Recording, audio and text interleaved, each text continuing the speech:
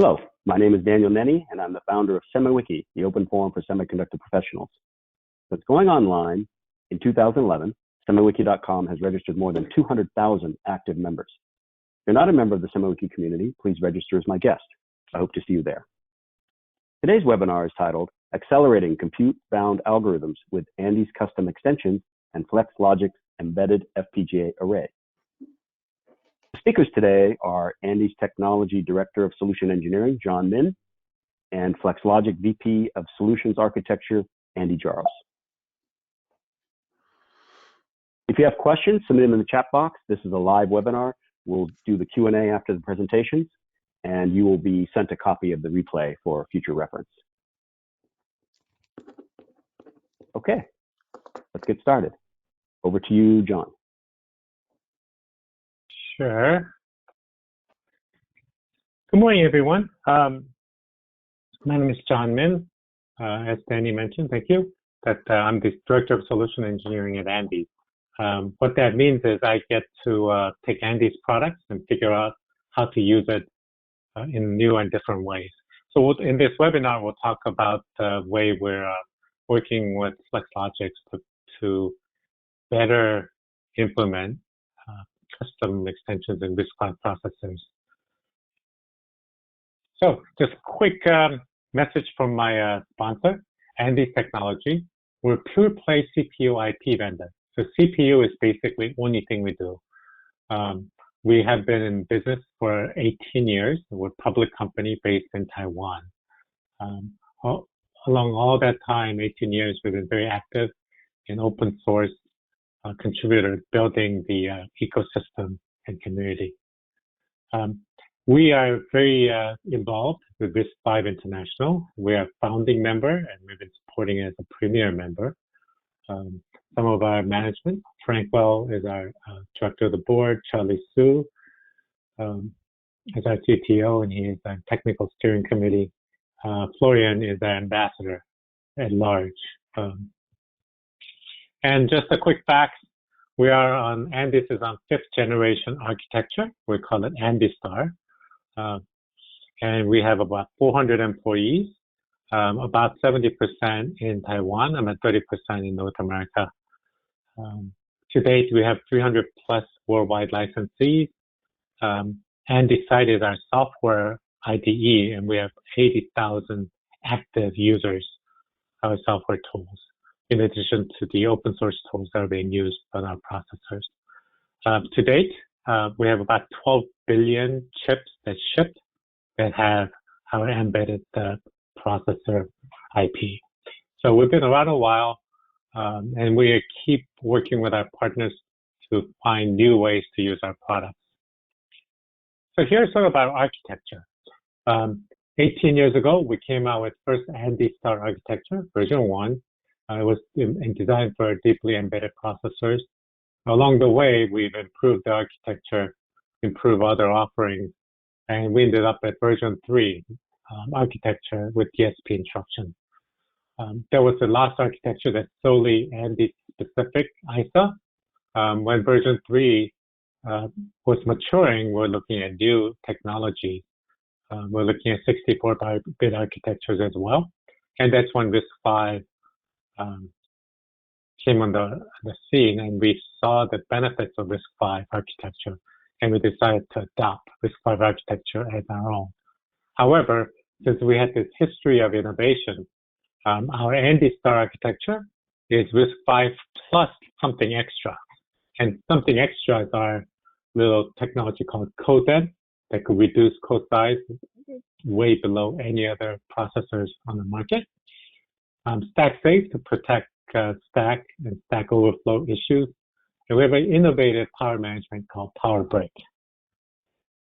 Next, we have DSP instructions, floating point operations, and security extensions. And lastly, there's a custom extensions available. RISC-V allows for custom extensions, and we've always had custom extensions. And we like to think we do this better than anybody else. Hence my role. Lastly, we wrap this up with software tools, great software tools to make using CPU easy and optimization snap. So our goal is we start with RISC-V, we add more features, and then we create a full-featured CPU IP portfolio. Now here's some popular customers. This is from the last year of public customers who are shipping. Renesas is one of the bigger customers in Asia and worldwide. They're designing several chips using our CPU from a microcontroller to a application processor. T-Link has a nice small wireless audio board using our DSP instruction set to reduce CPU load. Picocom has a 5G solution using many core solutions with the optimized instruction set for small controllers and small instructions. Lastly, recently a large social media company announced that they have an AI chip, and we play a big role in that chip. So a lot of our processors are vector enabled with very big, long instruction words, and it's being used in a lot of applications. So as you could see, we go from the smallest core to largest applications in different markets. So here's what the processors we have.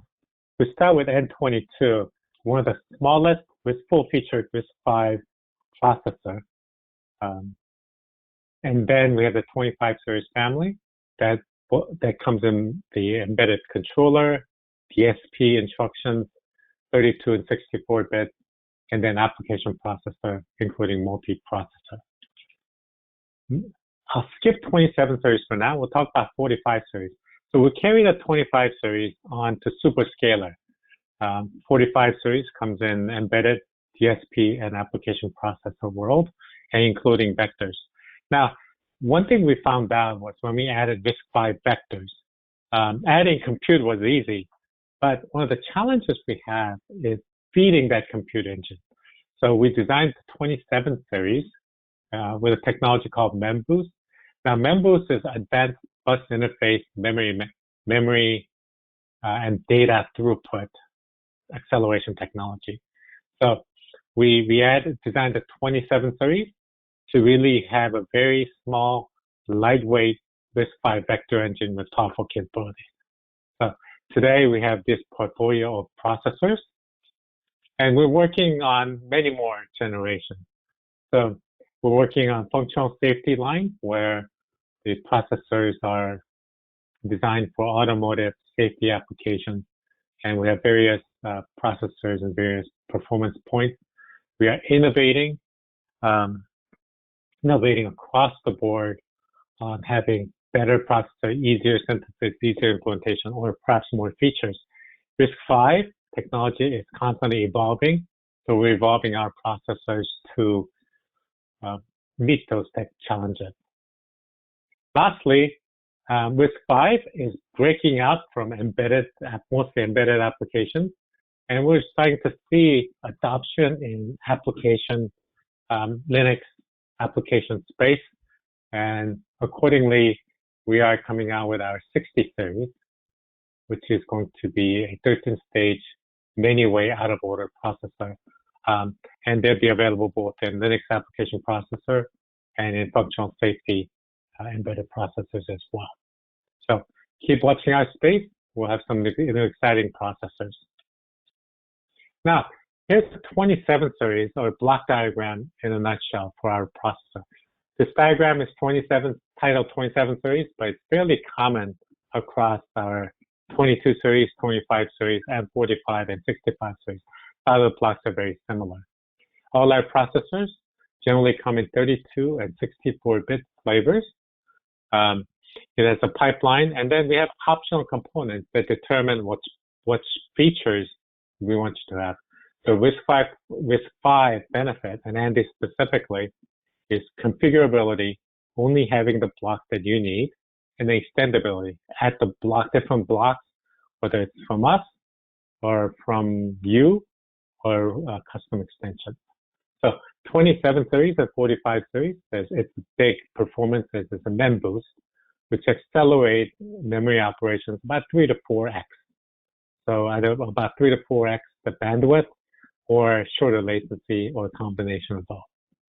So we have this processors with single core, multi-core, and then level 2 cache optional. Now, we take this further and we start introducing a custom extension concept. So this is sort of a high-level diagram of how we might work with custom coprocessors, whether these are GPUs or AI accelerators or other accelerators. The processor itself has a main scalar pipeline, so we could keep executing this by processor. In some ways, a vector processing unit is a separate unit, just like some of the floating point processors are, because you just launch the operations, and it semi-autonomously executes. And then to control external custom coprocessor for data movement, perhaps launch the coprocessor, get the answers back, because it has something called ACE pipeline. ACE stands for Andes Custom Extensions. Now, this is where you can add custom instructions. It could be as simple as bit reverse operation.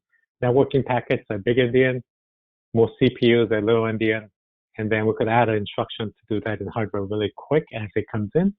Perhaps put in a bifold interface or streaming port.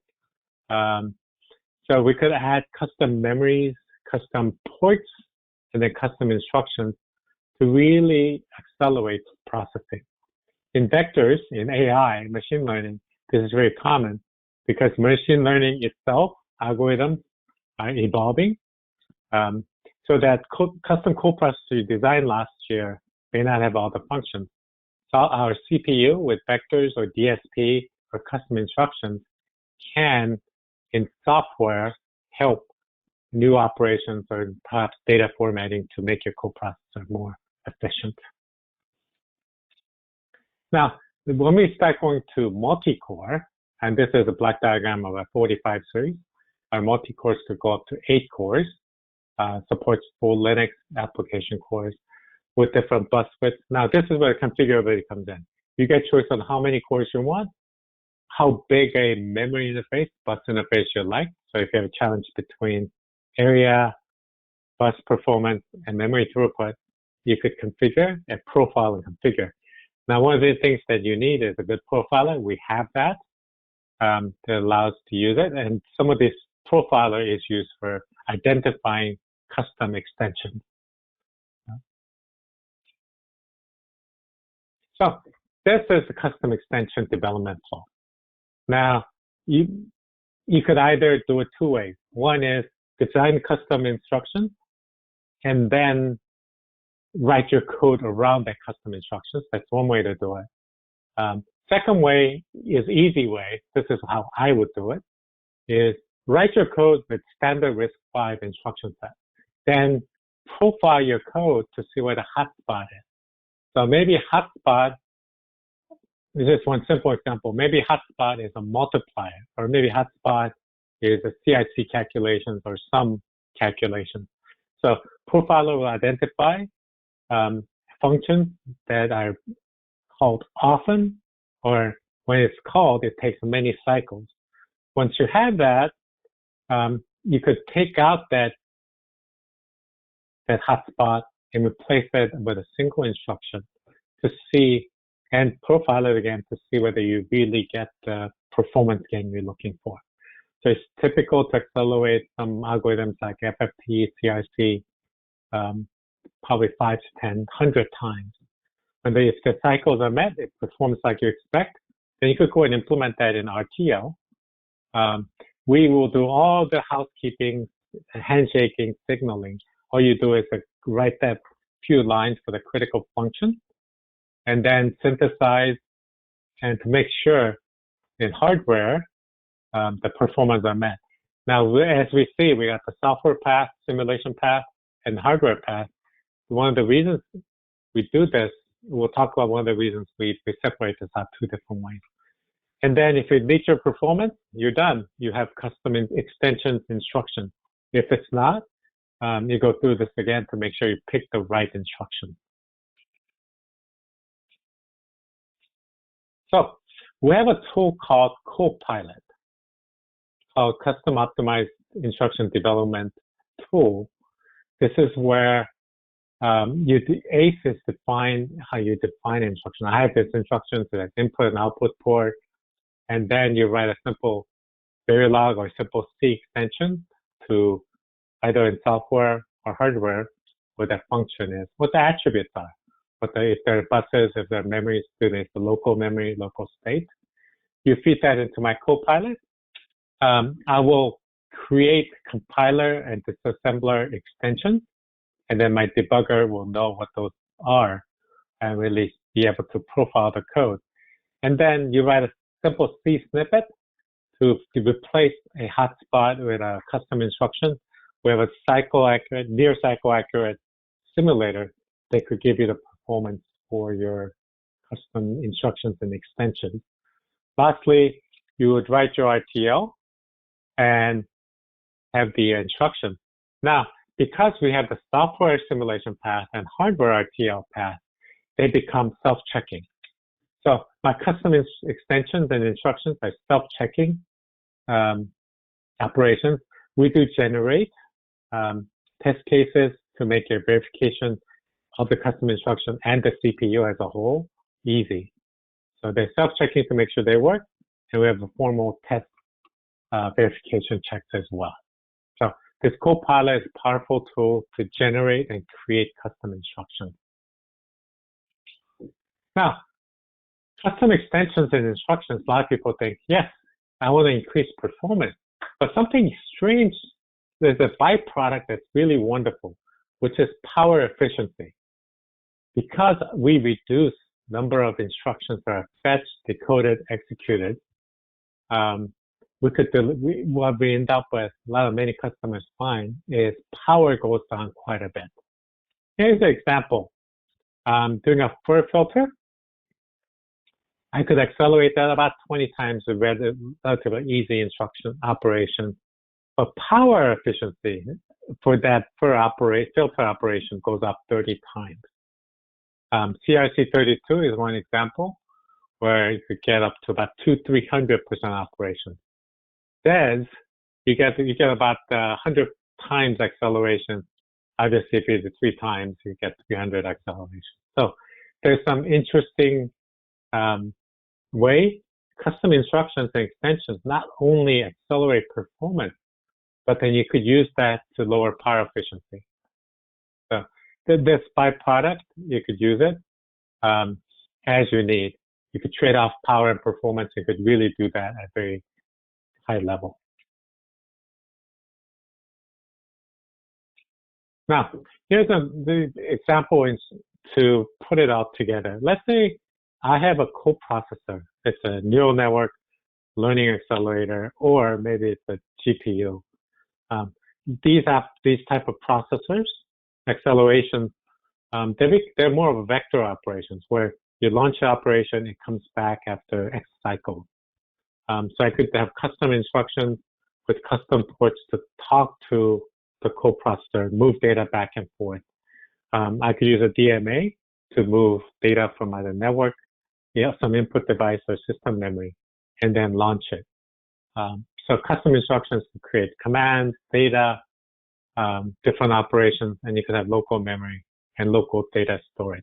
So you don't have to worry about your picture frame moving to main memory, coming back to processor, going back to main memory, going to the coprocessor.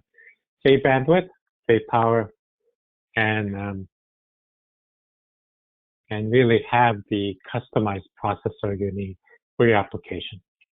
So lastly, you can create as many custom instructions and extensions as you like. Only limitation is the space. There are a lot of instructions. It might take a lot of space. Although each individually they're small, imagine if you had 100, 200 processors, custom instructions and ports, it does get congestion and it could take space. So one of the ways you could solve this is, especially if these custom extensions aren't used all the time, think about processing where you're doing task A, then task B, task C, task D. You don't need all the instructions and extensions on the same port. And you could do some interesting things. That's why we're talking to Logix to see if these custom extensions can be programmed into FPGA as needed. So you don't have to take up all the silicon space, put big enough FPGA, and you could feed that in and then load it in a very short time, use it when you're done, put in another instruction and extension. So here's Andy to tell you more about how Logix solutions goes, and you could implement some of them. Okay, so my name is Andy Jarris. I manage sales and solutions architecture for Logix. And so we'll kind of go through a little bit about our technology and kind of the vision of being able to work with Andes to support custom instructions. So I think everybody realizes, ASICs are great for efficiency. You're going to get the best power performance in an ASIC environment. As John has illustrated, CPUs provide a lot of flexibility on the software side. But I think it's a well-known way forward to improve performance is to add custom accelerators and other coprocessors to the SoC design to improve performance, given the tailing off of performance gains through Moore's law. In terms of a little background on Logix itself, the company was founded by Jeff Tate and Chen Wang. Jeff was the founding CEO of Rambus, so very familiar with the IP business. And prior to that, he ran a processor team at AMD, so very familiar with the processor business. Chen is the technologist behind our products. He developed and patented a unique interconnect, and I'll talk a little bit about that in a moment, but it gives us some very good area and power benefits compared to other solutions on the market. Charlie Roth runs our engineering team, and he has a wealth of experience building SoCs for large companies like NXP, Intel. So he really kind of brings a unique perspective to designing IP because he was a very big IP user in his previous career. Managing finance is Juliette Morita, and I've already introduced myself. The big technology, or the key technology behind all of our products is our interconnect. It allows us to use half the transistors and half the metals of the standard mesh interconnect that is employed by companies like Xilinx and Intel and other FPGA companies. It's fully patented. And more important, and just as importantly, we designed our technology to be IP. So it's easy to integrate, it's scalable, and it's very, very portable. The adoption of embedded FPGA is growing quite dramatically. We have 23 chips in silicon, over 20 licensees, covering over 40 products that are being developed. Our technology is proven from 180 nanometer down to 7 nanometer. We're working on opportunities at 5, 3, and Intel 18A. And our capacity can scale from 1,000 LUTs up to over 2 million LUTs. So FPGAs themselves are used in a wide variety of different markets, and really the people employ FPGA chips really to provide customization and acceleration, where an ASIC or a standard product kind of taps out and they need additional capability. So we see that in communications, 5G, data centers, medical devices, automotive, and defense. And we have customers that we're working with in all of these different market segments. Some of the customers that we can talk about are companies like Renesas, as a common customer between us and Andes. Socionext, who put together a ASIC for a major 5G radio unit. We're engaged with FinTech. We have an enterprise storage customers. Daitong at the bottom left there is a subsidiary, or excuse me, Morning Core is a subsidiary of Daitong Telecom, and we're used there in an automotive communications product. In addition to commercial customers, we have a very strong presence within the U.S. government programs, particularly DoD and Department of Energy. So we've worked with Sandia National Labs, AFRL, Boeing, DARPA, which are publicly announced, plus a bunch more of DoD prime contractors that are under NDA. So in addition to the companies, we're direct licensees, we're building out our ecosystem, and it scales from all the way from IP development down to our foundry. We work very closely with ASIC design companies. So for those end customers who maybe do the front end design, but they rely on an ASIC company to actually do the procurement and integration of our IP, we can work with them very easily. And then from a software standpoint, we do rely on third-party synthesis tools for our tool chain. So we are an OEM distribution license for Simplify, licensee for Simplify, and we also have customers using Yosis, which is an open source synthesis tool. And both of those synthesis tools work with our compiler to do the performance analysis and bitstream generation. From a foundry standpoint, we are a TSMC OIP member. We were the first embedded FPGA partner endorsed by TSMC, and we have many tape outs in Global Foundries 22 and 12 nanometer process nodes. So a lot of people like the idea of reconfigurability and adding that to the chip. And when I first started this job a few years ago, we'd get a lot of questions about, sounds great, but where do I use it? And what's kind of really developing in the marketplace is there are two primary areas where people are using embedded FPGA.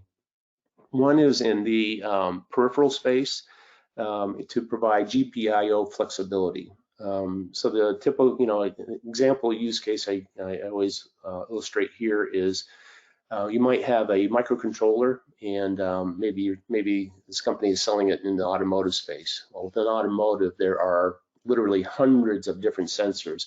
And each one of those sensors might have a slightly different interface. They might have a little bit of a different UART configuration, or I2C or an I3C. And it's really hard for the microcontroller company to anticipate all of those different types of interfaces or derivative interfaces. So they're looking at having flexibility within that peripheral bus and subsystem to provide that flexibility, so it gives the end user the freedom to choose whatever sensor they want and not have to worry about connecting that sensor to their preferred microcontroller. So that also helps the microcontroller company because they can develop their software stack and then be able to migrate and support a wide variety of different customers without having to tape out new chips and new peripherals. The other area that we see is kind of dovetails very nicely with John's presentation is really in the, I call it in the bunch of FPGA sitting on the system bus, NOC, or in this case, AXI. And really that's to provide acceleration to offload the processor. So John talked about, the ACE capability to be able to support coprocessors. And we do see that quite a bit with companies developing their own chips.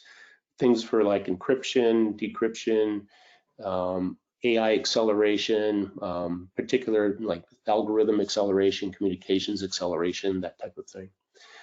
And off to the right, you'll see some basic benchmarks that we put together on some example technologies on process nodes, for some common peripherals.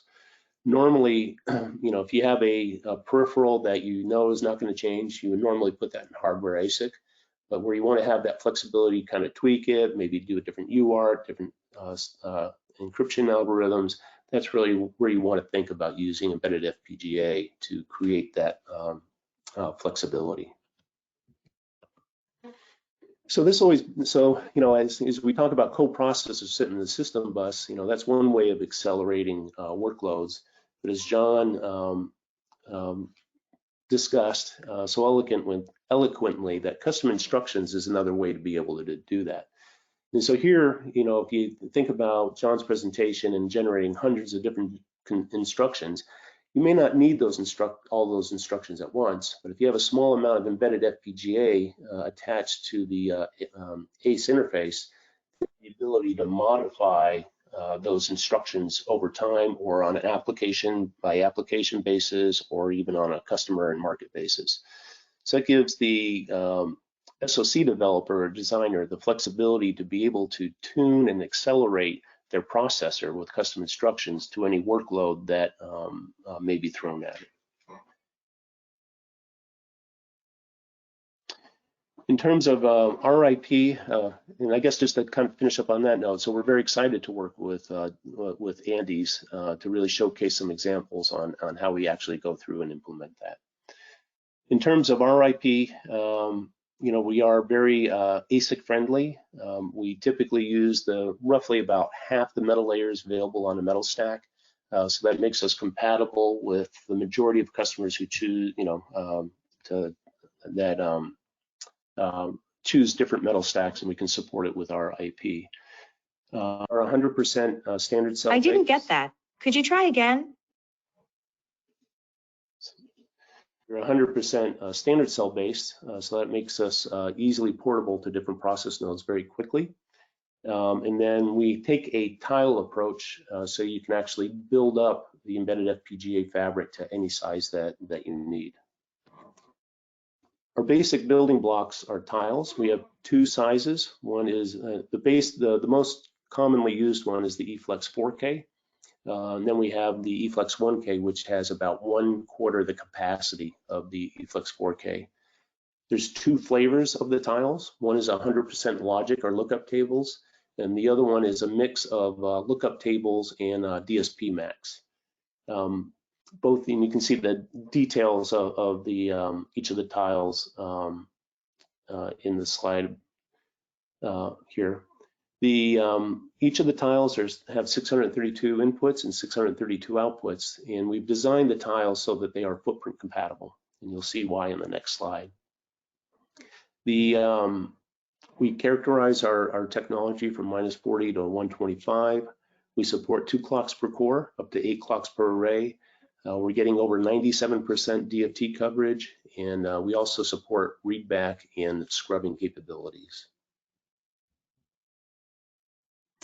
So I mentioned the tiles are footprint compatible, and this is so that we can connect the cores together like Lego blocks. So we can, once we have the GDS in a particular process node, we can build up any size array by connecting the cores together, and they can be any combination of logic and DSP tiles to build any size array that a customer's application needs. So here we can go from 1,000 LUTs. Off to the right, we're showing over 200,000 LUT array, and we can go larger than that. It takes us about a couple of weeks to build up these arrays once the technology is available in a given process node. For customers who are coming from an FPGA chip world, they always ask about VRAM, and we support VRAM just like a regular FPGA chip. It is configurable in depth and width by the user. We can support ECC, and our compiler is aware of not only how many eFlex tiles are in the array, but it also knows that what VRAM capacity is there, so it knows how to do the packing, placing, and routing of the user's design within the eFlex array. And for the backend guys, we do support, we bring out the MBIS ports so we can control to the SoC MBIS controller. eFlex technology is available in a wide variety of process nodes from TSMC 40 down to 7 nanometer, and also, as I mentioned before, GlobalFoundries 22 and 12 LP. We also have a rad hard by design version in 12 LP, and we can port to custom process nodes as well, like we've done with Sandia's 180 nanometer process. Current ports that are in, so we just finished up our 7 nanometer and 16 nanometer. 5 nanometer is in design, and plus we're talking with customers at more advanced process nodes such as 3 nanometers and Intel's 18A. So if you have a unique process requirement, let me know and we can discuss how we can enable you in that process. From a tool chain standpoint, it's very straightforward. Our software programming tools are very similar to Xilinx Vivado. Customer starts with RTL, then they run it through Simplify or Yosis, which generates an EDIF file, and that is fed into our compiler. Our compiler is process aware, so it will predict and give you the number of tiles that you require, whether the split between logic and DSP tiles, but also you can determine you can get an idea of what performance you can achieve in various process corners. We have a graphical user interface to allow users to do more design exploration within the embedded FPGA itself. So you can actually drill in. And see how the design was placed. And if you kind of look kind of closely, you can see where you drill into one of those building blocks that we have in the FPGA fabric. And you can see actually how the customers or end users design is mapped to the different building blocks within the FPGA fabric. If there are particular performance requirements that are required, you can set a timing constraint, and the tool will look at all of the critical paths and identify which critical paths are not meeting timing. And by clicking on the red bars in the histogram, you can actually drill in, find those nets, and determine where in your design you might need to add some additional pipelining or setting some placement constraints to try and remove that critical path to meet your timing goals. We can also provide power estimation for a particular design running in your fabric. Basically, you pull out the resource report that comes out of our compiler, plug it into our power estimator, and it will tell you really the dynamic and or give you an estimate of the dynamic and static power for that particular design in your SoC. And lastly, we do have debugging support. That is a debugger very similar in scope as ChipScope from Xilinx. So you can actually go in and do some rudimentary, pull out some data and trace data using our debugger to help you debug not only the design that was programmed in the embedded FPGA, but we have capabilities to be able to help debug some of the other SoC signals as well. So that's kind of a high-level overview of the embedded FPGA. We provide hardware flexibility. I think being able to reconfigure an instruction set and augment an instruction set based on changing workloads, particularly around AI that John illustrated, where new activation functions are coming online all the time, and you want to have some hardware acceleration for those activation functions. Having a reconfigurable fabric enables the chip designer to have an upgradable instruction set to be able to accelerate those types of functions as the software requirements changes over time. And that, of course, saves a bunch of time and money in having to tape out a new chip. So I want to thank you, John and Dan, I guess turn it back. Okay. All right, first question. I think this one's for you, Andy. How do you program the embedded FPGA? So we have a dedicated configuration port, and programming is basically the same as programming an FPGA chip. The configuration bit file will be sitting in some kind of memory location, and typically the embedded FPGA is programmed as part of the boot sequence for the embedded processor. So basically, you've got a memory file that's sitting, and it gets directed to our configuration port, either through JTAG or AXI. And we have a wrapper that connects it to the configuration port, and it just automatically gets programmed. So it's kind of like a fire and forget type of execution. Okay, there's a follow-up question. Andy, how large is the configuration bit stream? Good question. So for the eFlex 4K tile, it's about 1.4 million bits. And then for the eFlex 1K tile, it is about 1/4 that size. And so basically, we can put the configuration file in any memory location. It can be embedded flash, OTP, MTP, or it can even be off chip. As long as we have a path to load that file from a memory location to our configuration port, then customers can store the bit file anywhere that makes sense for their system. Great. John, why don't you answer this one? Are there any limitations for how many custom extensions I can generate and use? There's no real technological limitation. There's a practical limitation where once you design probably anywhere between about 20 to 25 custom extensions and instructions, you start impacting timing. So I would say personally, anything above 25, you might want to consider a coprocessor model rather than tightly coupled custom instruction model. So technologically, no limitation, practically about 20 to 25. And I'm not really hearing you. Does anybody? Okay, we can hear you now, John. Yeah, we can hear you now. Okay. There was a follow-on question. What are the key challenges in having many extensions? Yeah, so going along with the practical limitation, once you have too many instructions, it's not really programming per se, but the more physical implementation side. That extra decode does take time and space, so you'll be spending more time decoding instructions. And because these instructions take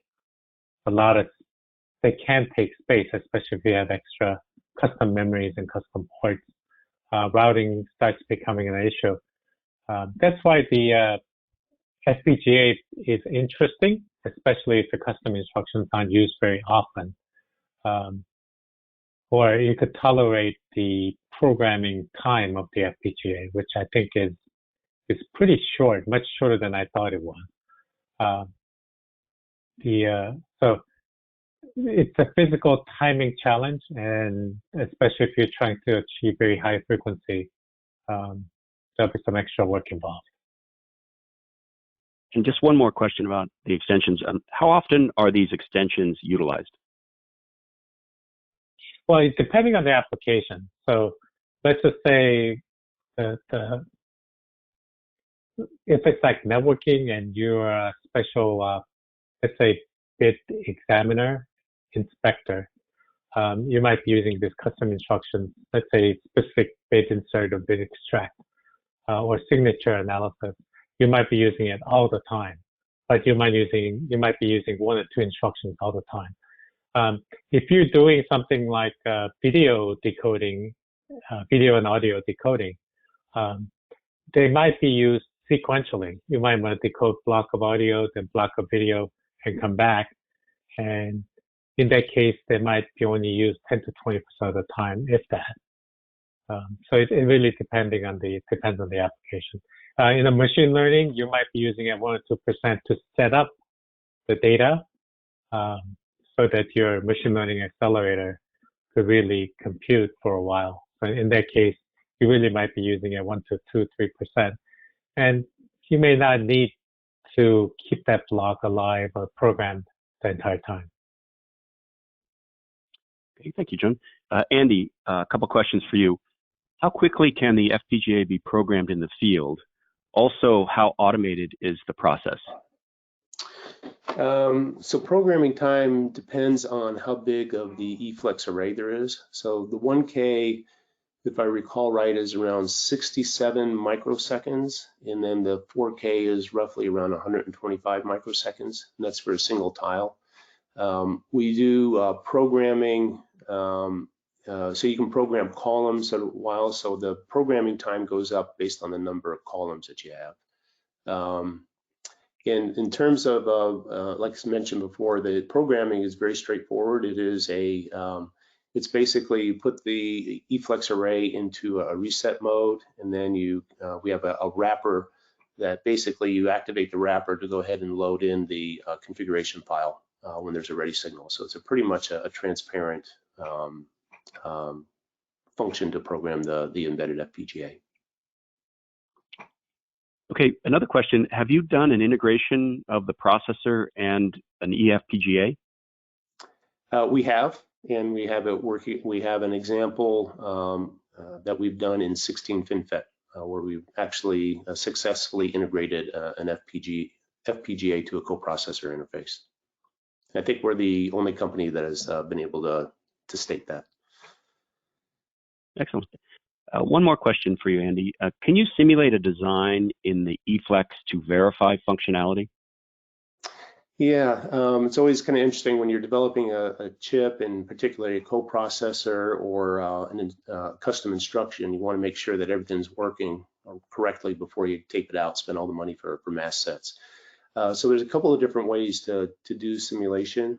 If you just want to do functional simulation, do kind of a quick verification that the functionality of the RTL design is working correctly in the embedded FPGA.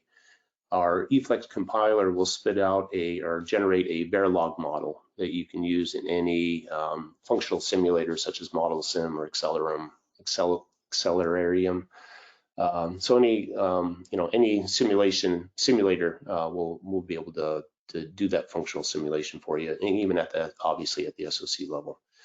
For the back-end designers, we provide gate level simulation models, and we have different recommendations depending upon where you are in your chip design. So if you want to just do some very basic, quick functional simulations, I put quick in parentheses because gate level simulations by definition are slow. But the faster ones is we can provide preloaded models to improve functionality. But before you tape out a chip, we highly suggest that you go through the full process of loading a bit stream in gate level simulation to make sure you've got all the configuration wrappers and DFT wrappers all connected correctly. Okay. John, final question will be for you. What % of Andy's customers have used custom extensions? In some form of custom extensions, I would even say 50 to 60%. It's very easy to add custom extensions. So the customers even, like I said, either they accelerate performance or perhaps they're looking at deeply embedded. And even with adding gates, they could save power. Either processor runs slower, save power, or custom extensions save power as well. I say probably, I would guess about 50, 60%. Great. All right, that concludes our webinar. Thank you, everybody, for participating in the SemiWiki webinar series, and have a good day. Thank you. Thank you. Bye, everybody.